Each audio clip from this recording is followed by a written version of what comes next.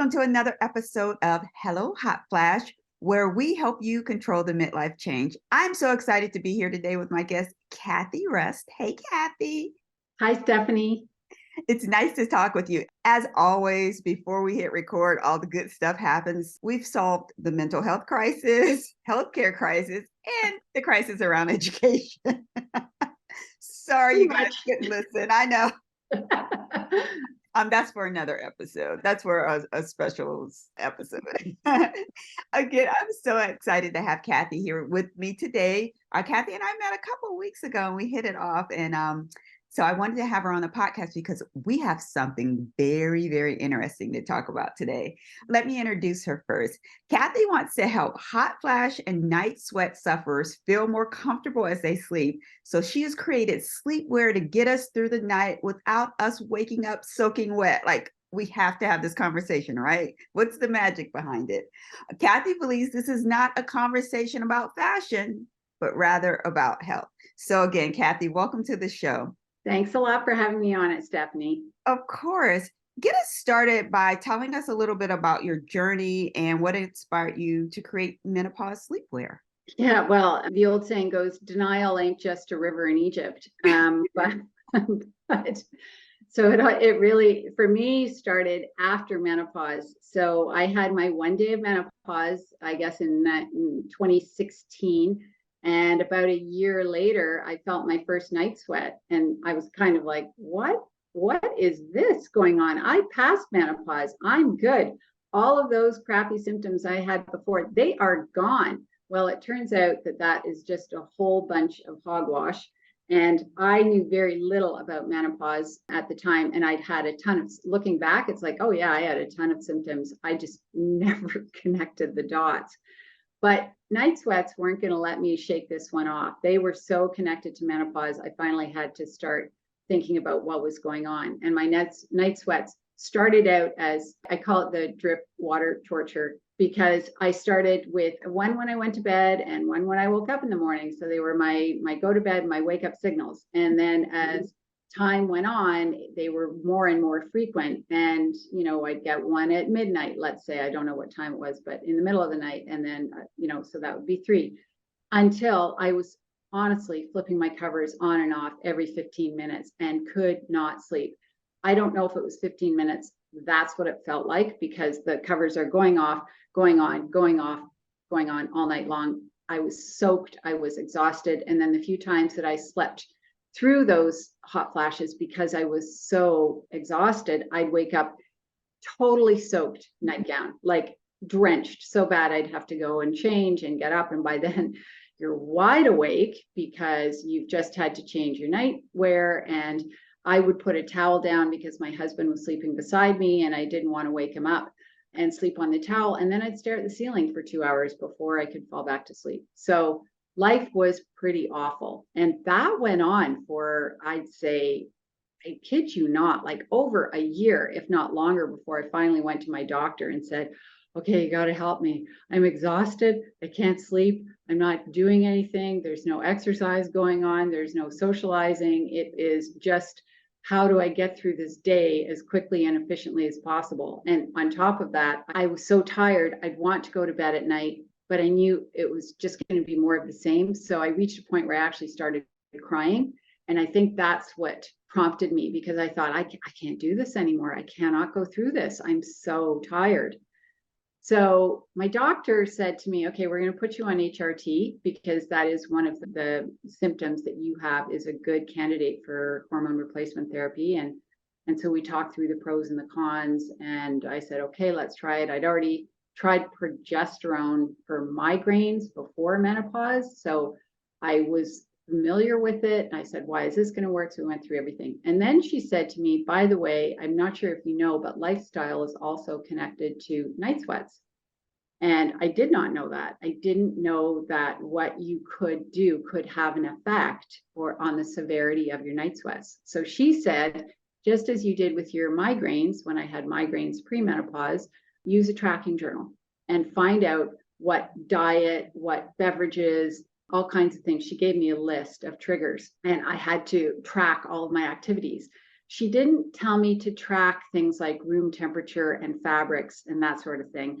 So I thought, what she told me to do was great, fantastic, and it really got me on this journey. But then I also started looking into, okay, what can I do in my environment to help me as well? I really started tracking everything, and I did notice that there were a few things that really made my night sweats 100 times worse. And everybody's independent and their bodies will respond differently. I responded, of course, to the usual triggers. Red wine was the worst. And so I mean, I can't drink anymore anyway, but when I did have an occasional glass of wine, if I was having a really, really nice red wine, I knew that, once I'd figured everything out and I got into a rhythm, I'd say, you know what, I'm going to have a bad sleep tonight. And this red wine is worth it. So you take on a different attitude when you know what the triggers are, right? It's like, yeah, I know I'm going to have a crappy sleep, but that's okay because I've got my one glass. I'm really enjoying it. And that's life. So that was my personal experience with night sweats. And the HRT helped for about 3 months. And it was a godsend. And I got my sleep back and I felt like a normal human being again. And then I had one of the side effects of HRT, which are estrogen related migraines. So you can have a buildup of estrogen where your body doesn't process it properly. And I've talked to other healthcare practitioners since, and they've said you were probably on too high a dose. Okay. It's too late for me to go back now, and I don't need it anymore anyway. But if I'd been on a lower dose, but I kept cutting the estrogen level that I was taking, and the headaches were still there, so I had to go off. And once I went back off the HRT, the night sweats came back fast and furious, and the sensitivity to triggers and everything else. So it was not a good situation to be in, and I was sleep deprived again. And I knew I had to get my sleep back. I knew that. And I was watching my mother-in-law. This is totally anecdotal, but she had done everything right in terms of her intellectual abilities and socializing, and she still got dementia. And that scared me because the one thing she didn't ever look after was her sleep.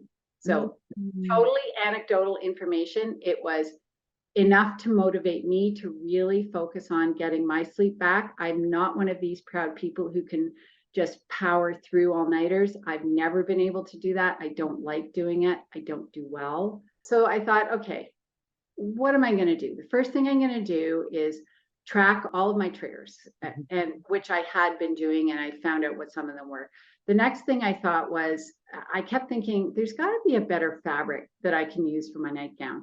And I don't like pajamas. I don't like the feeling around my waist. And when you have night sweats, my legs burned like I was sitting next to a campfire when I was going through a hot flash. So the last thing I wanted were pajamas covering that part up. But I don't like sleeping naked. And to be honest with you, when you have hot flashes, if you're sleeping naked, then your sheets have to act as that first layer next to your skin. So I really needed something there. And I was using a hand-me-down polyester nightgown that my mother had given me. And I don't really like polyester, but I was too tired and too exhausted to go out and change it until I was finally sort of, okay, you've got to go to the store and you've got to get something. So I go down to the local lingerie store and I pick up, I thought, okay, cotton's going to do it for me. I am going to get a cotton nightgown and I'm going to wake up tomorrow and I'm going to be perfectly comfortable and I'm going to have had the best sleep like I'd never have night sweats. Turns out that in fact is completely wrong. And I was really surprised that I woke up completely drenched, just as awful, and I'd had just as bad a sleep and woke up just as soaked in my cotton nightgown as I had my polyester nightgown. So I'm sort of saying, okay, why is that? That doesn't make any sense. And by the way, this went on. I thought, you know what, it's one night. I can't base it on one night. I've got to keep going. So for another month, actually even more than that, I kept wearing this cotton nightgown and I was having no success. And I put it in the wash one day and pulled it out of the dryer and looked at it, and there are permanent sweat stains after a month around my chest and my underarms. And it kind of scared me because I thought, this is ridiculous. How can you sweat so much that at night that you have these sweat stains at your chest and your underarms, and darker around my my torso area. So it was really bad. And that was when I finally said, all right, if I'm going to get a comfortable sleep, if I'm going to get my sleep back, I'm going to have to approach this using my green building skills, which sounds really weird, but that's what my background is. I come from the world of green building, where I've been writing about natural building materials for 15 years. And I have a master's in political science and environmental studies, and I have a BSc in biology and human genetics. So I have a science background. I used it to write about green building materials. I've always wanted to leave the planet a better place than the way I found it, which is not happening at this point in time. But if I can do my one little part and help people find things that are better for them, better materials, then that's what I have to be happy with. I was going to just say that's like the perfect segue story. I want to go back real quick. First of all, I want to make sure that folks heard that you took the time to actually journal through the process so you understood what was going on. And then you mentioned like the red wine. So we know that sugar are the triggers. But for our audience, were there other triggers to the hot flashes and to the night sweats for you that people may not be aware is actually happening? Yeah, there are. I started looking up what common triggers were, and then I started looking at my triggers, because they're not always, everybody has different triggers, as I've mentioned. So my triggers were very specifically red wine. White wine wasn't as bad a trigger.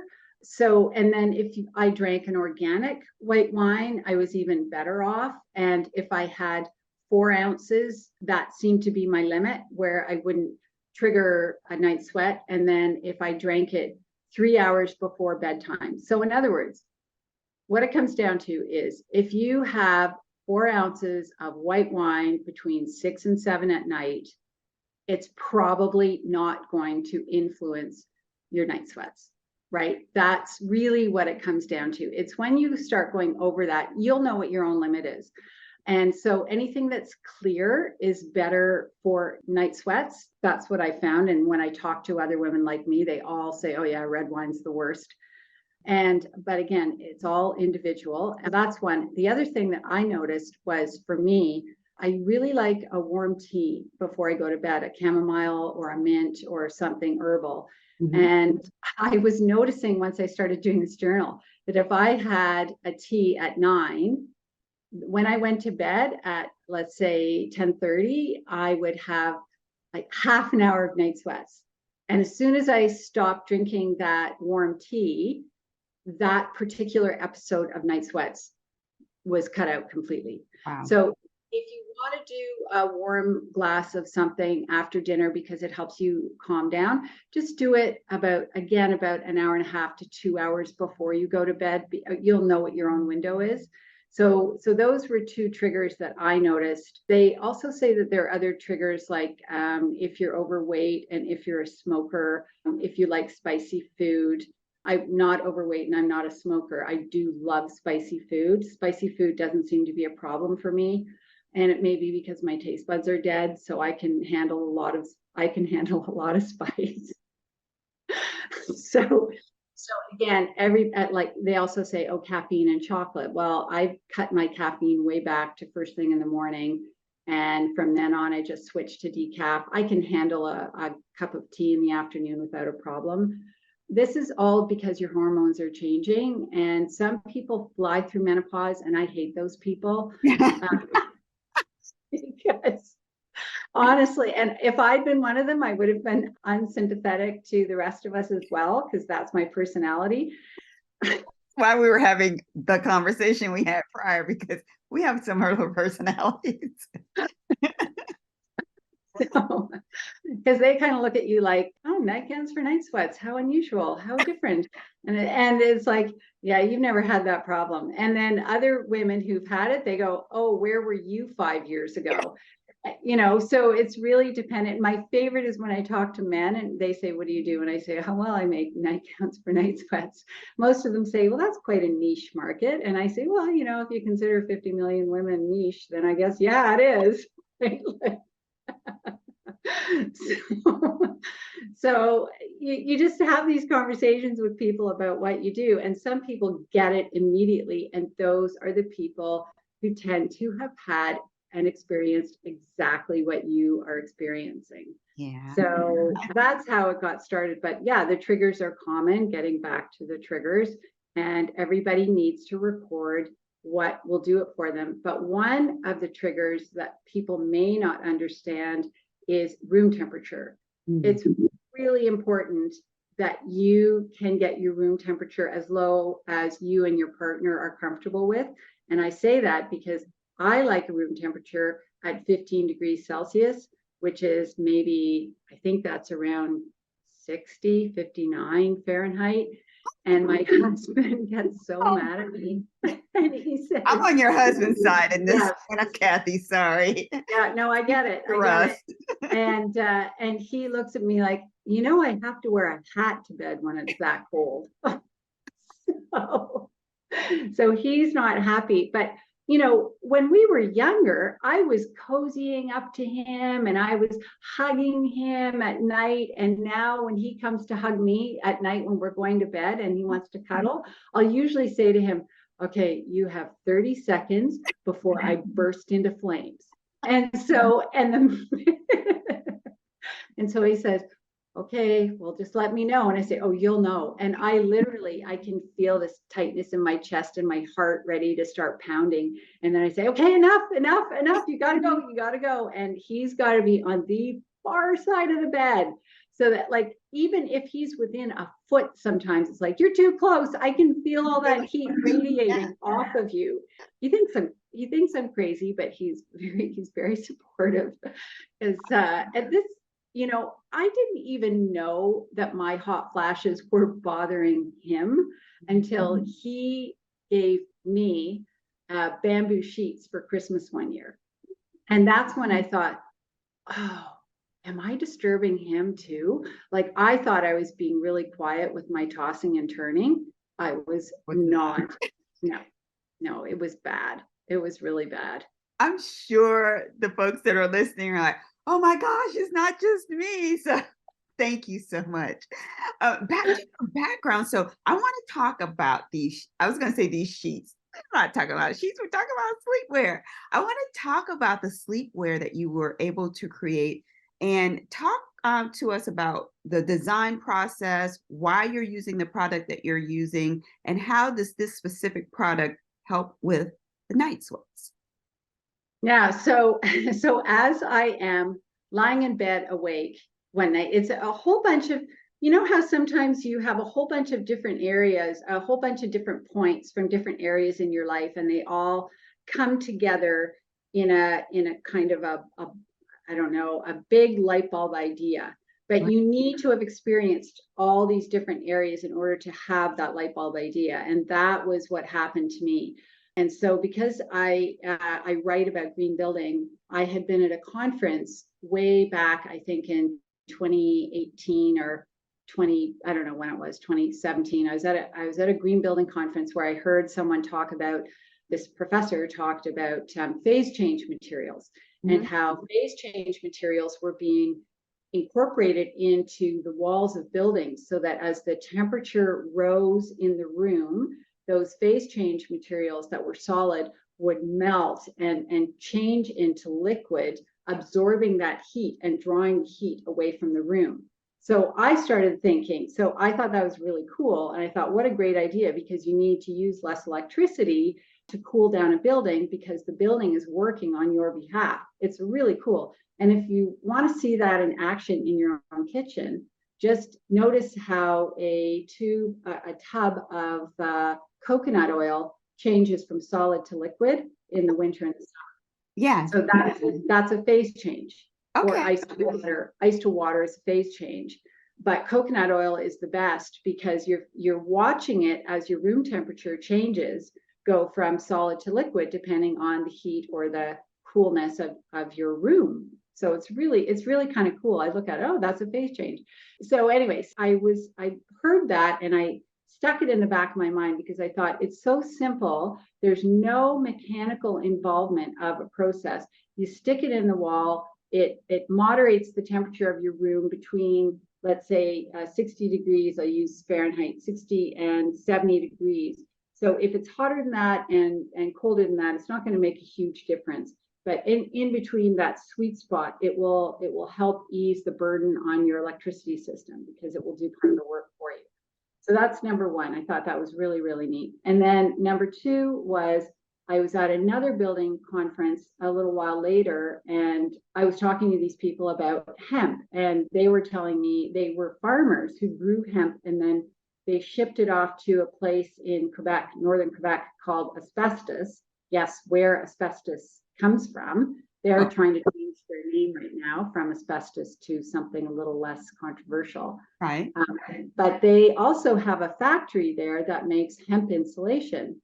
And they were talking to me about the benefits of hemp insulation for buildings. And hemp insulation absorbs heat and moisture when a room has too much of it and releases it back into the air when a room doesn't have enough, again, within that sweet spot. So it worked just like a phase change material.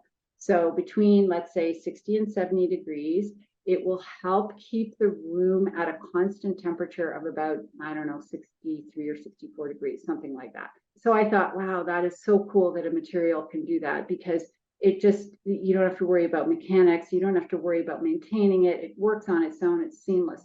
So all that to say is, while I'm dying of heat and sweat at night, staring at the ceiling going, I've got to get rid of this, I kept saying, I wish I had something that was made out of a fabric that could absorb this heat and this sweat and get rid of the moisture, but keep the heat for when I get chilled again.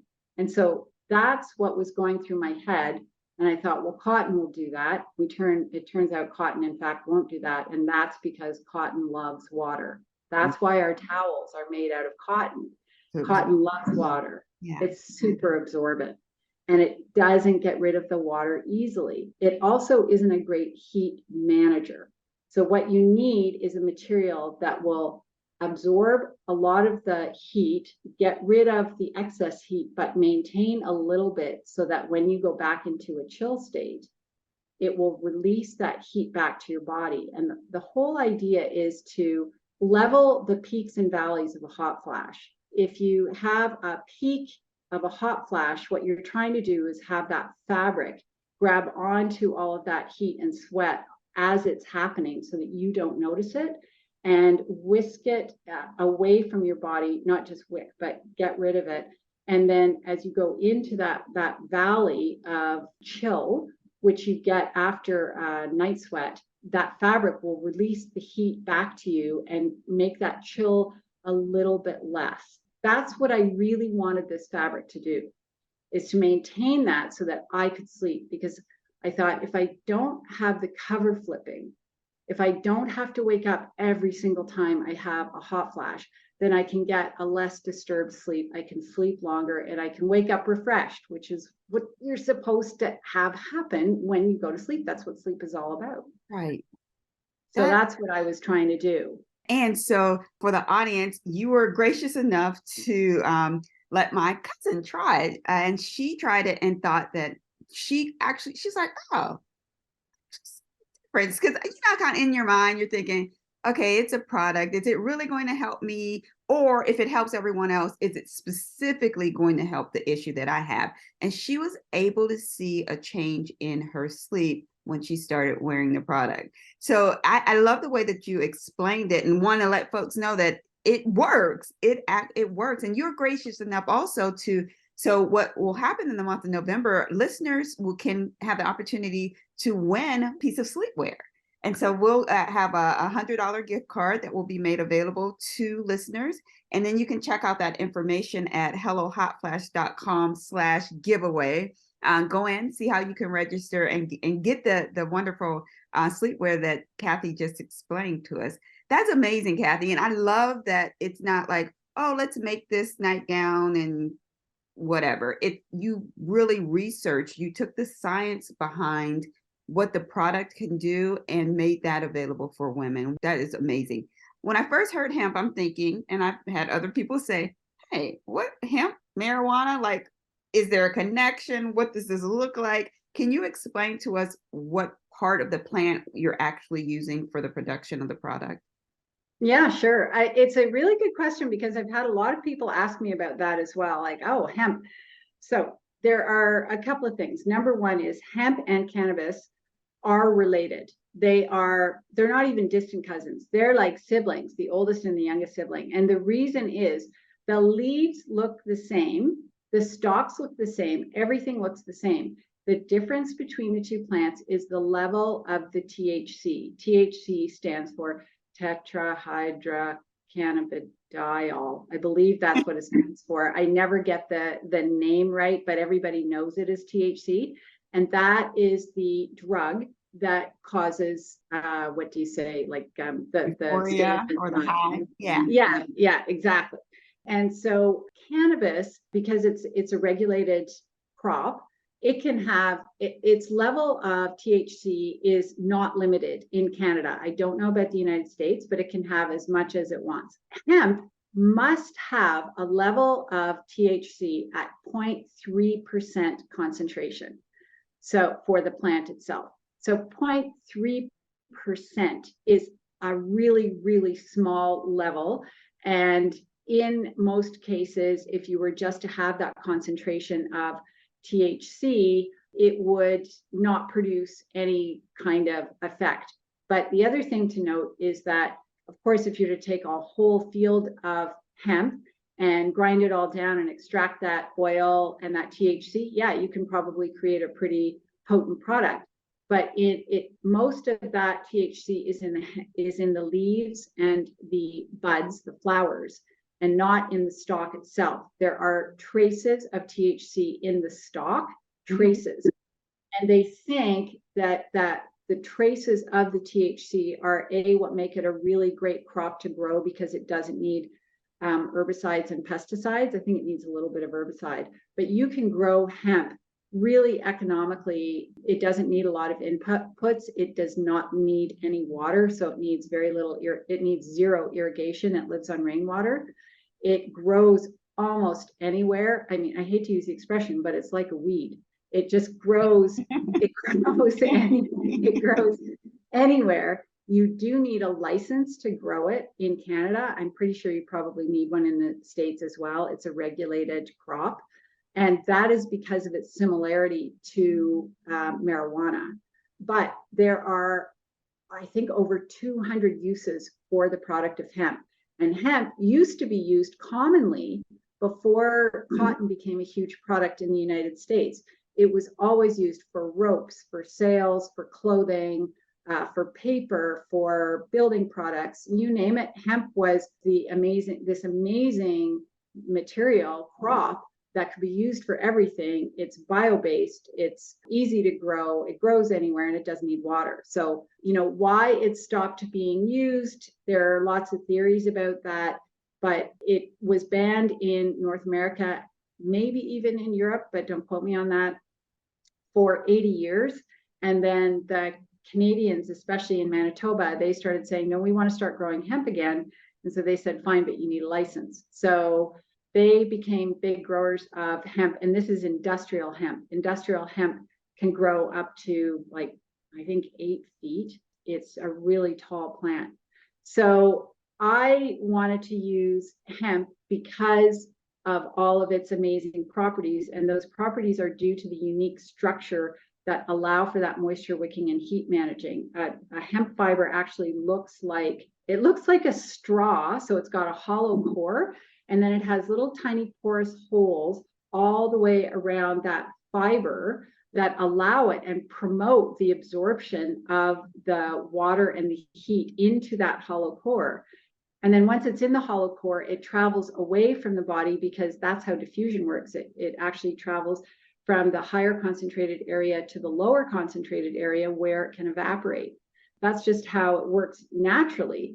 so I thought, well, if you can get natural materials to do this, why are we using synthetic materials? And if you can get natural materials to do all this moisture wicking and this heat managing, and it's actually a crop that doesn't need a lot of pesticides and herbicides, why are we using that? Like, why do we have to go towards all these high-tech synthetic products that cause all kinds of problems with our oceans and our people? And now they're finding that the plastic, microplastics, even from clothing, are getting into our lungs.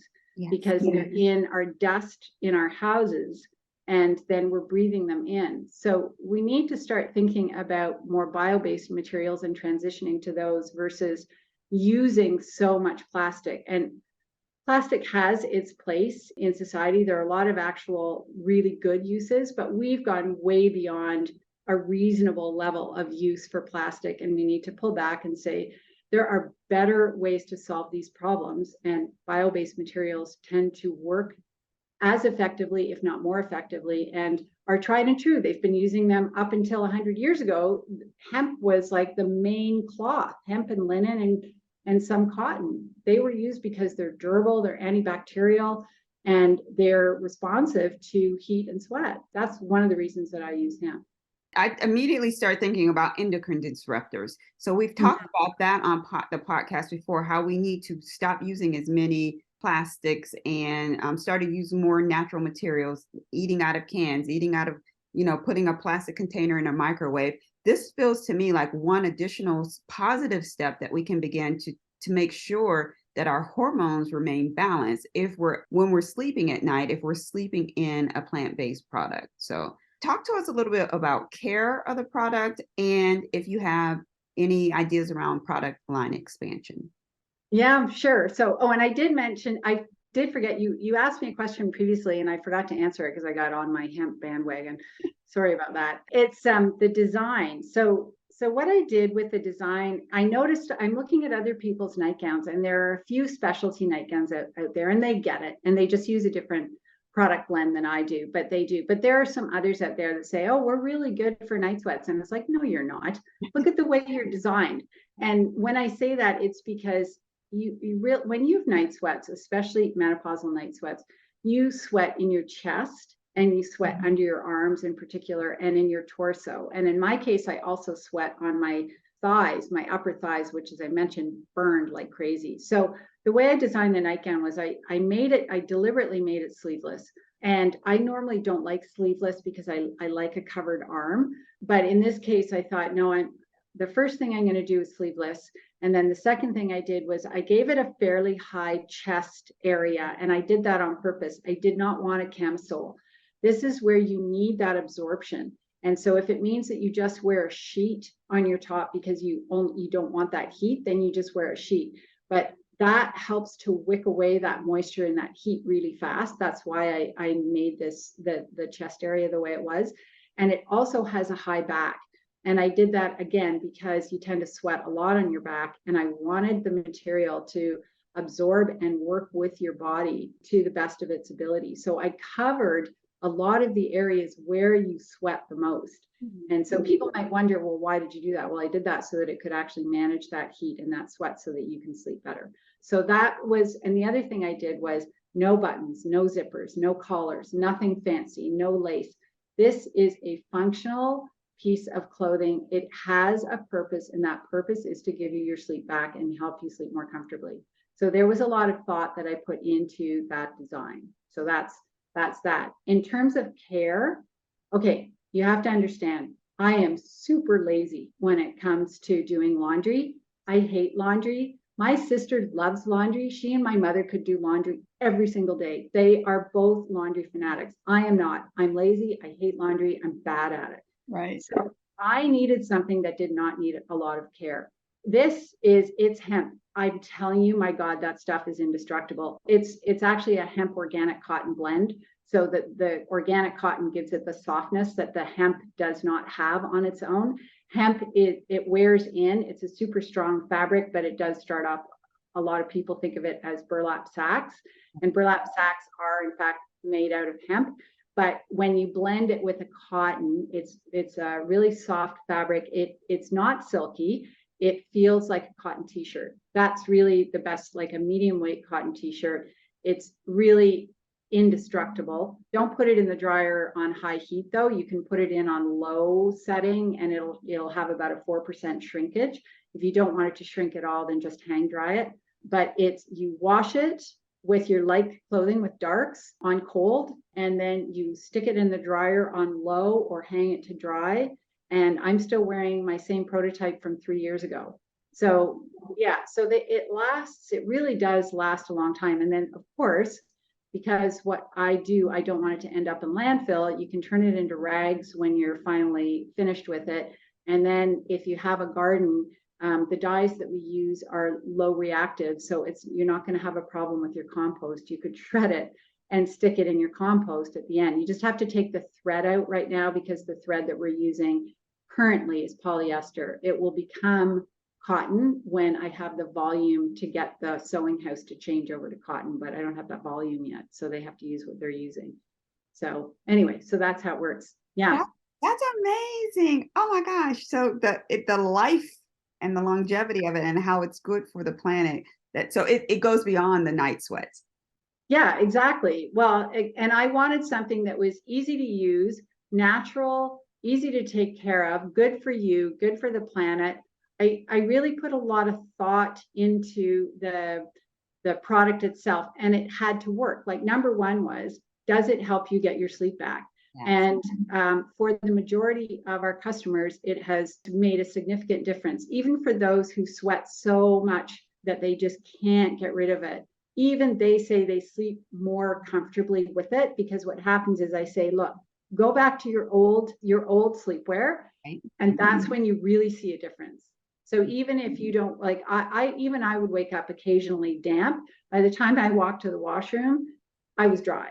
Like it just dries that fast. It really dries well. So yeah, and then looking after it, the only thing I'd say about washing it and drying it is you can't use dryer sheets and you can't use fabric softener, because the whole point of those is to block the fibers themselves, is to smooth them over. So if you're coating the fibers with a chemical, then you're actually preventing those fibers from doing their job and from responding. So you just wash it with regular soap and stick it in the dryer on low or hang dry it. I love that. So easy to use as well. Yeah, super easy. Yes, love it. I love this conversation. I think this is so important. And it's an element that not only supports women, but oftentimes that we may not even think about. We just assume that we have to live with the night sweats as part of menopause. So you're giving women an option, and I truly appreciate that. I have two more quick questions for you. What are you reading or listening to right now? First question. So I am, because I'm running a small business, my favorite podcast is How I Built This from a business perspective. I love hearing those stories because those founders talk about their failures in addition to their successes. And it's so much fun hearing their stories. So that's a really fun podcast. I love your podcast for menopause, because I find your guests are really interesting. You're bringing on different guests who talk about different topics. And so I love those. I love their perspectives. That's a great one. If you are into athletics and you're finding menopause is getting in the way, then a really good podcast is Hit Play Not Pause. It's by the Feisty Menopause Media Group. It's a really good one for women who just want to do sports. Then there is, so I started running again after a 4-year break, and I'm really slow. And I thought, if I don't have someone coaching me, it's not going to happen. And my goal was to run a 5K without stopping. So I go onto a website and I start researching, and I found this one podcast that I absolutely love. It was done in 2012. It's by the National Health System in the UK. It's called NHS, and it is called From Couch to 5K. And there are several out there. This is the one I like. She is a great coach, the narrator. Lord knows what she's doing now, because this was recorded in 2012. But what I like is they start you off slow. I'm in week 5, the end of week 5. I never thought I would make it this far, but she gives you tasks every week, this is what you're going to do this week, and this is when you're going to do it. And because I have these commitments that you and I are talking about, now that we don't have kids at home, our mornings have turned into a bit of mush because we don't have those. Yeah, I got to get them out the door by 7:30 or whatever it is. So this gets me back into a routine, and I really appreciate that. But I've accomplished way more with this Couch to 5K than I ever thought I would. But then, because I'm doing this running program, I brought this book. I'm also now reading Pain Free, a revolutionary method for stopping chronic pain due to a sore back and sore hips and other things due to my newly found running experience. It's a great book. I've been using this for a couple of years for when I get a sore lower back or whatever, and I really like this book. So that's a good one. And there was one last one I was going to tell you about. No, I think that's it. I think that's my last one. And so probably 2012, 2014, I followed from Couch to 5K. It wasn't a podcast at that time. And it really did work because I could not run from my mailbox to 2 mailboxes down. And I just started doing those small